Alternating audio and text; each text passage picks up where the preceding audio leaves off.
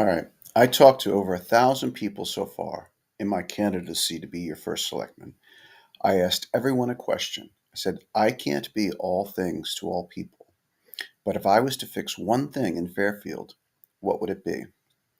Overwhelmingly, the answer was stop the towers, stop the buildings, stop the construction. Number two was traffic, and number three were taxes. But we're going to address number one, the buildings. Here is your executive summary. We can have zero new buildings, none of them. The ones down by the beach, the ones downtown, the ones in Tunxus, the ones on Upper Black Rock, zero, none of them.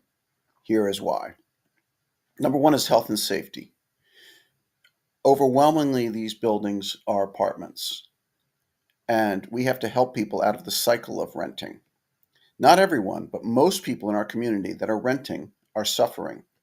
It is well documented that tenants in rental apartments have poorer quality of lives. They die younger, they have higher rates of obesity and other medical issues. This is because number one, you don't build equity in rentals, but instead are stuck in a vicious financial cycle. And number two, you almost always have a sedentary lifestyle with less interaction with the community than those in single family homes. So we don't have to turn a blind eye to that. We can say we don't want people in our community to live that quality of life, and we can help them. So the answer is zero to rental apartments. You have to buy. Number two, we offer an affordable home to everyone. We don't have a housing problem in Fairfield. We can make homes available at basically cost of intermodal containers, of ADUs that you can fix up. You can buy a new home on Amazon for $25,000.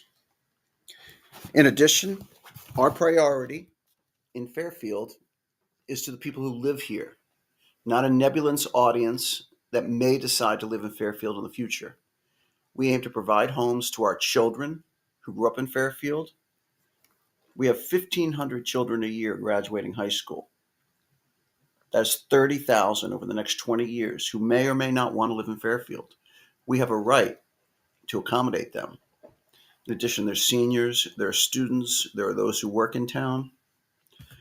We are moving from multifamily zoning to extended family zoning. It's your lot. You have latitude to accommodate multiple generations of your families, whether you have accessory dwelling units, in-law apartments, bungalows, whatever. Number four, no new construction near protected open space or in flood zones. All right.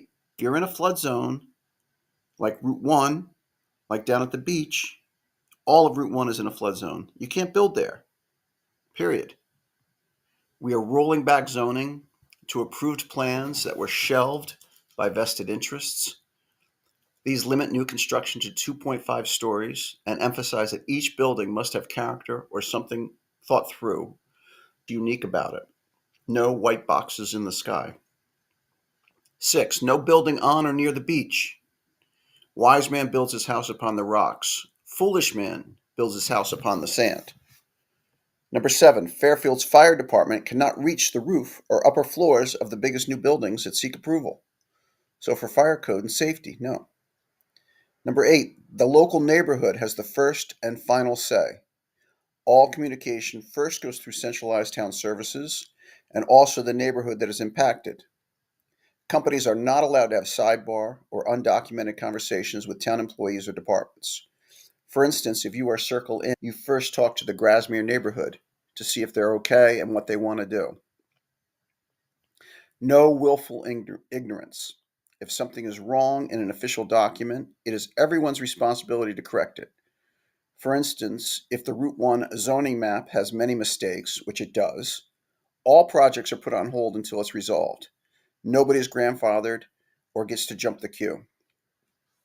A judge recently ruled that major sections of Route 1 in Greenwich can be called historic districts. The same is true for Fairfield. In fact, we can claim that all 7 miles of US Route 1, perhaps the most famous road in America, are a historic district. Who's to say only this section down by Southport or the town center or over by is historic? All of Route 1 is. No dark money. All projects require the full disclosure of the members/officers of the company. Didn't you watch Ozark? How they channel and funnel and launder money through legitimate buildings? Now, I'm not saying that every single company and every single building is a dark money LLC, but there's a lot that goes on, and we can say no. All projects also require proof of insurance and funding from reputable sources. No self-insured or self-financed projects. Insurance companies have announced they're not insuring in the flood zone anymore. They tell you, stop building on the water. So, no. Second chance program. If any officer or spouse of the LLC has had any criminal interactions in the past, they must go through a mandatory 90-day second chance program that focuses on ethics, transparency, and doing good for others.